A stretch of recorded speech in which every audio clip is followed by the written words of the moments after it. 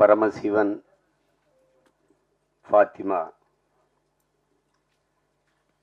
திரைப்படத்தினுடைய பாடல் வெளியீட்டு விழாவிற்கு வருகை தந்திருக்கிற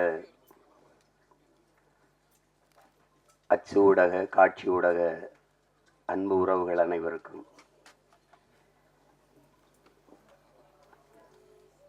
மேடையிலே அமர்ந்திருக்கிற பெருமக்கள், கலைஞர்கள், அரங்கை நிறைத்து அமர்ந்திருக்கிற என் அன்பு சொந்தங்கள் அனைவருக்கும் என்னுடைய அன்பும் வணக்கமும்.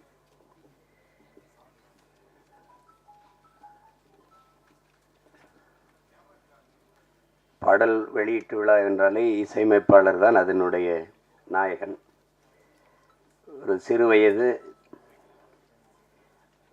மிக நேர்த்தியாக இசை, அந்த இசையை கேட்கும்போதே ஒரு உற்சாகம் பிறக்குது. நான் என்னுடைய தம்பி கார்வனன்ட்டு கூட சொல்லிட்டு இருந்தேன், ரொம்ப நல்லா இசையமைச்சிருக்கிறார்.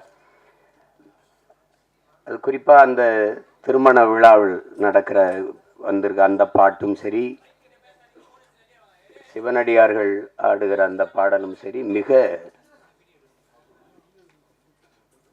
செறிவா அந்த பாட்டை தந்திருக்கிறார். அதுக்கப்புறம் கேட்டால் அவர் பின்னணி இசையுமே ரொம்ப திறம்பட செய்திருக்கிறதா சொன்னாங்க. இப்படி ஒரு இளம் வயதில் இவ்வளவு திறமை மிக்க ஒரு இசைக்கலைஞரை பார்ப்பது ரொம்ப வியப்பாகவும் பெருமையாகவும் இருக்கு. தம்பி தீவன் சக்கரவர்த்திக்கு என்னுடைய அன்பும் வாழ்த்துக்களும். பாடலுக்கு மெட்டுக்கு எழுதுவது என்பது ஒரு எவ்வளவு கடினமானது என்பது தெரியும். அதில் என்னுடைய தம்பி ஏகாதேசி ரொம்ப இளம் வயதிலிருந்து நான் அறிவேன், என்னையும் அவன் அறிவான். கம்யூனிச இயக்கங்களில்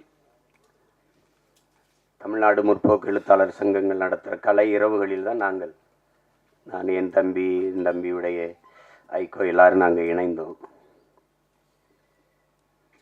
இணைத்தது ஒரு கொள்கை உறவு, அதை தாண்டி எங்களுக்கு இரத்த உறவு எல்லாம்.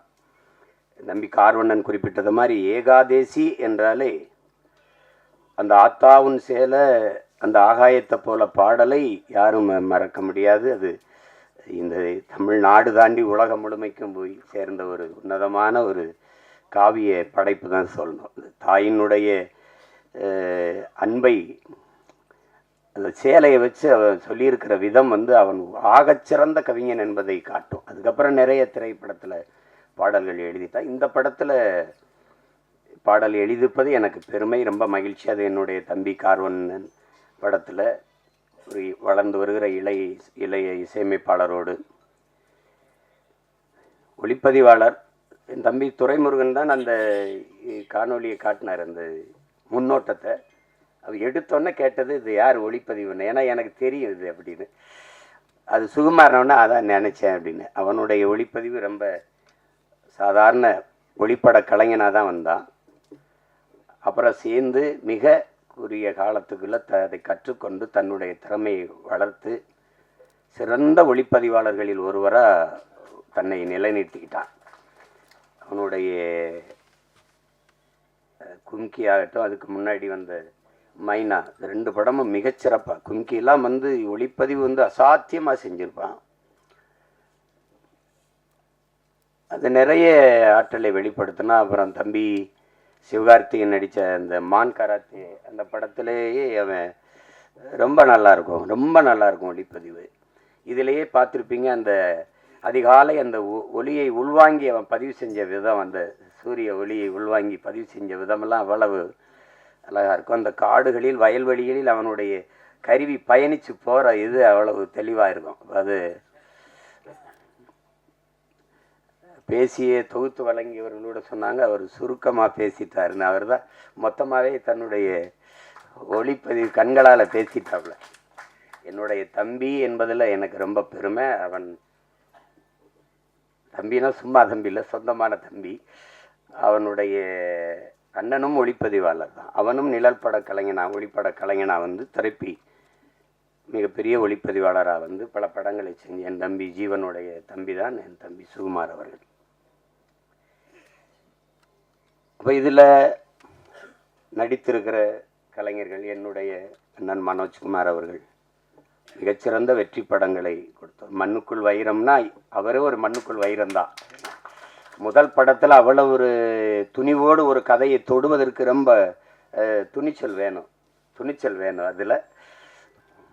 அது உங்களுக்கு தெரியும் எங்களுக்கு என்ன உறவு என்னன்ட்டு. ஆனால் அவர் எங்கள் அப்பாவிடமிருந்து வெளியில் வந்து மண்ணுக்குள் வைரம் படத்தை எடுத்து அந்த படத்தில் ரொம்ப சிறப்பாக இருக்கும் படம், உரையாடல், எல்லா கதாபாத்திரங்கள்லாம். முதல் படத்திலே நடிகர் திலத்தை இயக்குறதுன்னா அது சும்மா சாதாரண இல்லை என்ன.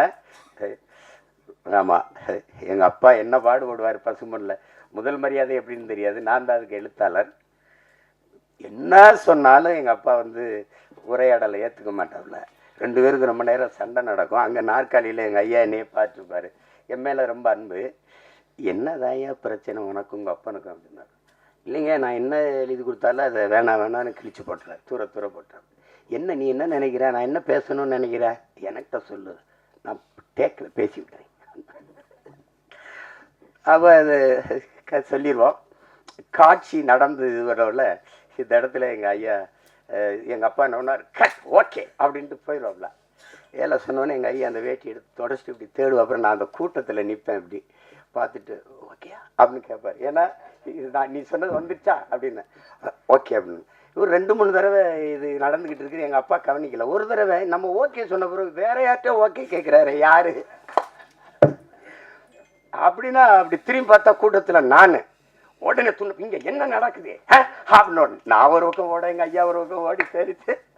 அப்புறம் அது மாதிரி அவர்கிட்ட அந்த பெரிய மேதையை வந்து முதல் படத்தில் இயக்குறது என்பது சாதாரண அது ஒரு பெரிய வாய்ப்பு. மண்ணுக்குள் வைரம்னா வைரம் தான். அதுக்கப்புறம் எங்கள் அண்ணன் எவ்வளோ வணிக படங்கள் எடுத்துட்டாங்க, பெரிய வெற்றி படங்கள் எல்லாம் கொடுத்துட்டாங்க. இப்படிப்பட்ட ஒரு படைப்பாளி இதில் நடிச்சிருக்காங்க. அப்புறம் எங்கள் அண்ணன் தேனப்பன் எவ்வளோ பெரிய படங்களை தயாரித்தாங்க. அவை தன்மையெல்லாம் எங்கள் அண்ணனுடைய தயாரிப்பு தான். இப்போ பார்த்தா எங்கள் அண்ணனை பார்க்குறதுன்னா நம்ம படங்களில் பார்த்துக்க வேண்டியது இருக்குது. இப்போ நடிக்க வந்துட்டாங்க. ஆனாலும் எங்கள் அண்ணனை வந்து அவர் குணத்திற்கும் அவர் படத்தில் நடிக்கிறது, வில்லனாக நடிக்கிறாரு, சகிக்க முடியல. எங்கள் அண்ணனா வில்லனாக எதுக்கு நடிக்கணும் அப்படின்ட்டு. அவ்வளவு நல்ல மனிதன். தேனப்பன் வந்து ஒரு சிறந்த தயாரிப்பாளர், சிறந்த நடிகர்களோட மிகச்சிறந்த நிர்வாகி. அதனால தான் எங்கள் அண்ணன் கமலஹாசன்லாம் அவரை கூடவே வச்சுருந்தாப்புல. அப்படிப்பட்ட ஒரு திறமையான ஒரு மனிதர் எங்கள் அண்ணன் தேனப்பன் அவர்கள். அதுக்கப்புறம் எங்கள் ஐயா மகன் தொகுப்பாளர் சொன்னாங்க, உங்களுடைய தமிழ் ரொம்ப நல்லா இருக்குது அப்படின்னு. தமிழ் கடலின் மகன் வந்து தமிழ் பேசலைன்னா அப்புறம் என்ன இருக்குது சொல்லுங்கள். எங்கள் அப்பா, நான் அப்பான்னு தான் சொல்லுவேன். அழைச்சா ஐயா ஐயா ஐயா நல்லா இருங்கய்யா என்னங்கய்யா அப்படின்னு. ஒன்றும் இல்லை ஐயா, படிக்கணுமையா வாழ்க தமிழுடன். எல்லோரும் நம்ம வணக்கம் ஹலோ இப்படி தானே அழைப்பு எடுப்போம். நான் அழைச்சோன்னே நான் தான் தெரிஞ்சிடும், வாழ்க தமிழுடன் சொல்லுங்கய்யா அப்படி பேசுவோம். அவ்வளவு ஒரு அன்பு. தமிழ் கடல்னா தமிழ் கடல் தான். ஒன்று சொல்கிறேன், நானே எங்கள் ஐயா மைனும் நான் தம்பி படம் இயக்குறேன். நாங்கள் எல்லாம் ஒன்றா பணி செய்கிறோம். அதில் கவி பேரரசு முத்தமிழ் பேரறிஞர் ஐயா வைரமுத்துக்கிட்ட பாடல் வாங்க போகிறோம் 2 பேரும் இல்லையா ஐயம்மனே. அப்போ இங்கே இருக்குது ட்ரஸ்ட்புரத்தில். அங்கே போய் உட்காந்து பேசிக்கும்போது நான் அறிமுகப்படுத்துகிறேன் ஐயாவோட பையன் அப்படின்னு. உட்காருங்கன்னு பேசிட்டு ஐயா சொன்னது ஞாபகம் இருக்குது வைரமுத்து அவர்கள். தம்பி, கம்பன் கூட அவன் எழுதின காப்பியத்தில் கொஞ்சம் வரியை மறந்தாலும் மறந்துருப்பான், ஆனால் அப்பா மறந்துருக்க மாட்டார் அப்படின்னு இல்லையா.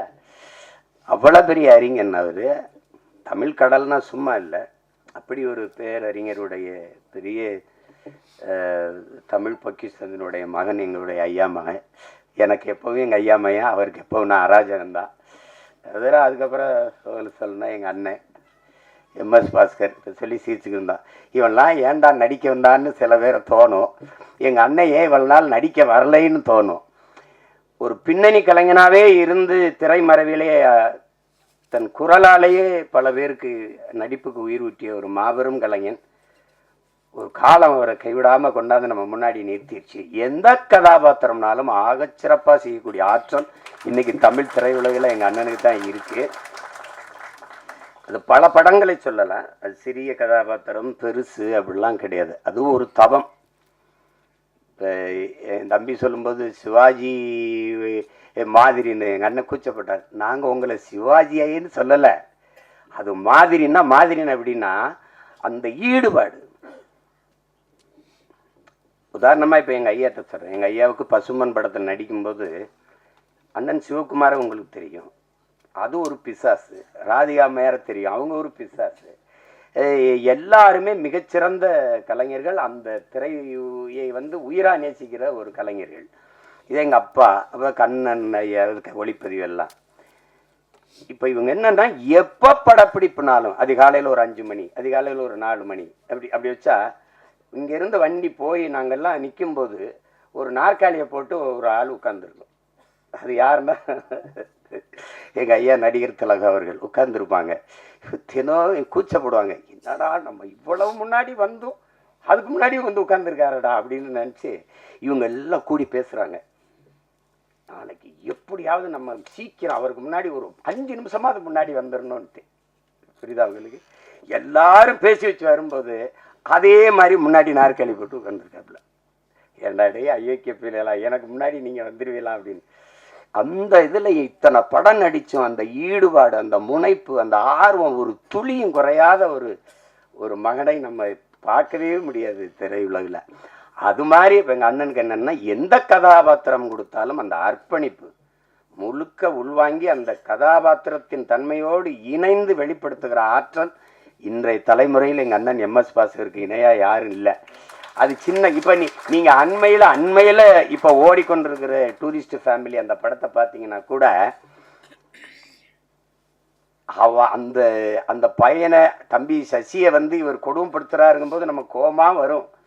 அவள் வந்து நிற்கும்போது அவன் நான் கேரளா மலையாளின்னு சொன்னது இல்லை, நான் இலங்கையிலேருந்து வந்திருக்கேன், ஈழத்தமிழன்னொன்னே சாவியை தூக்கிவிட்டு வண்டிடு சேவ் பண்ண போகணும் அப்படின்னு வரல. அது வந்து இங்கிலீஷ் நடிகை. என்ன இங்கிலீஷ் நடிகை? எங்கள் அண்ணன் கருப்பாக போயிட்டானே ஒழி, அவன் இங்கிலீஷ் நடிகனுக்கெல்லாம் பெரிய நடிகன், மிகப்பெரிய கலைஞன். அவனுக்கு ஒரு வரம் வந்துருப்பாருங்க, தாத்தா காமராஜுக்கு குரல் பதிவு கொடுத்த கலைஞர். அது எவ்வளோ பெரிய இது, எப்படி சிலர்வாக இருக்குது. இதெல்லாம் இன்னும் எனக்கு நான் ஒரு தாய் வந்து குழந்தையோட வந்து, ஐயா என் புருஷன் இப்படி போலீஸ் பிடிச்சிட்டு போயிடுச்சா, ஏன் பிடிச்சிட்டு போனாங்க, சும்மா பிடிச்சிட்டு போயிருக்க மாட்டாங்களே, இல்லை சாராயம் தானே, பாத்தியா சாராயம் தானே, ஐயா என் குடும்பம் அதுனா சேச்சே பாப்போ அதெல்லாம் கொலகார போய் கொலை பண்ணால் அவனை மன்னிக்கலாம், ஒரு குடும்பம்தான் போகும், சாராயம் வச்சா தான் ஊரே நாசமாக போயிடும், போப்பா உடனே மன்னிக்க முடியாது அப்படிம்பாரு. அதெல்லாம் அது அந்த அவர் என்ன உடல் மொழியில் நடித்தாரோ அதையே அளவுக்கு தன்னுடைய குரல் வளர்த்தால் குரல் நடிப்பில் போய் பொருத்தி பேசுறதுங்கிறது குரல் கலைஞர்கள்ங்கிறது சாதாரணம் கிடையாது. அப்படி எண்ணற்ற படங்களுக்கு உயிர் கொடுத்த மகன் இன்னைக்கு திரையில் நம்ம பார்க்குறோம். நானே எங்கள் ஐயா மேனும் பேசிக்கிட்டு இருந்தாலும் ஒரு 15-20 வருஷத்துக்கு முன்னாடி வந்திருக்கக்கூடாதா அப்படின்னு. அது அவ்வளோ பெரிய அற்புதமான ஒரு கலைஞன் எம்எஸ் பாஸ்கரன் தான். அவர் இந்த படத்தில் நடிச்சிருக்கிறார். அது என் தம்பியோட இயக்கத்தில். இப்போ என்கிட்ட கேட்குறாரு, நீ ஏன்டா எனக்கு வாய்ப்பே கொடுக்கல, நான் படம் எடுக்கிற நிலைமையிலையான்னா இருக்கிறேன் அப்படின்ட்டு. அதுக்கப்புறம் என்னுடைய தம்பி விமல், நாங்கள் அவனை கதாநாயகனாக பார்க்குறது இல்லை, எங்கள் குடும்பத்தில் ஒரு இளைய தம்பி அவன். எங்களுக்கு எல்லாருக்கும் அப்படி தான், அவன் மேலே நாங்கள் எல்லோரும் பேரன்பு வச்சுருப்போம். எங்கள் குடும்பங்கள் இருக்கிற எல்லா நிகழ்வுலையும் அவன் இருப்பான். அப்படி செல்ல தம்பி அவர். அவனுடைய வெற்றி, அவனுடைய வளர்ச்சியில் எங்களுக்கெல்லாம் பெரும் ஆர்வமும் பெரும் மகிழ்ச்சியும் இருக்குது. இன்னும் அவனுக்கு களவாணி மாதிரி படம் வரணும், இருந்தாலும் அவனுக்கு வாகை சுடவா மாதிரி படம் நிறையா வரணுங்கிறதான் என்னுடைய இது. அந்த படத்தில் என் தம்பி சர்க்குணமும் இன்னும் அவனுக்கும் அந்த மாதிரி ஒரு படம் வரணும். என் தம்பி விமலுக்கும் அவ்வளவு சிறந்த ஒரு படம். அது பல விருதுகளை எல்லாம் வென்றது. ஒரு வாழ்வியலை அந்த வறண்ட நிலப்பகுதியில் வாழ்கிற செங்கல் காலவாயில் இருக்கிற அந்த மக்கள், அந்த பிள்ளைகளின் கல்வி, எவ்வளோ சிறந்த படைப்பில் நடித்து அந்த தம்பி இதில் கதாநாயகன் நடிச்சிருக்கிறார். சாயா அவங்க எங்கள் அண்ணன் பொண்ணு, அவங்க மறந்துருப்பாங்க. ஒரு தடவை எங்கள் அண்ணன் மகள் நடிச்சுக்கிட்டு இருக்காவா அறிமுகப்படுத்தினார் யார் கண்ணன். நாங்கள்லாம் ஒரே குடும்பம். அதில் நம்ம வீட்டு பொண்ணு நம்ம படத்தில் நடிச்சிருக்கிறது பெருமை. அடுத்து சேஷாஸ்விதா அவங்க கேட்டேன், அவங்க பேர் கனிமொழின்னாங்க. அவங்க இப்போ சேஷ்வதா ஏதோ பேரை மாற்றி வச்சுருக்காங்க. தமிழ் எப்படி அழியுதுன்னு கேட்டிங்கன்னா இப்படி தான். கனிமொழின்னு ஒரு பேரை மாற்றி வைக்கிறது அப்படிதான். என்ன பண்ணுறது, ரெயின்போன்லேயே தமிழில் எழுதுங்கன்னு சொல்கிற நிலமையில இருந்தால் அதெல்லாம் நம்ம மொழியில் பேர் வச்சுக்கிறது கூச்சப்பட வேண்டியது இல்லை. நீங்கள் நல்ல பேர், அதெல்லாம் உங்கள் பேர் கனிமொழி அவர்கள்.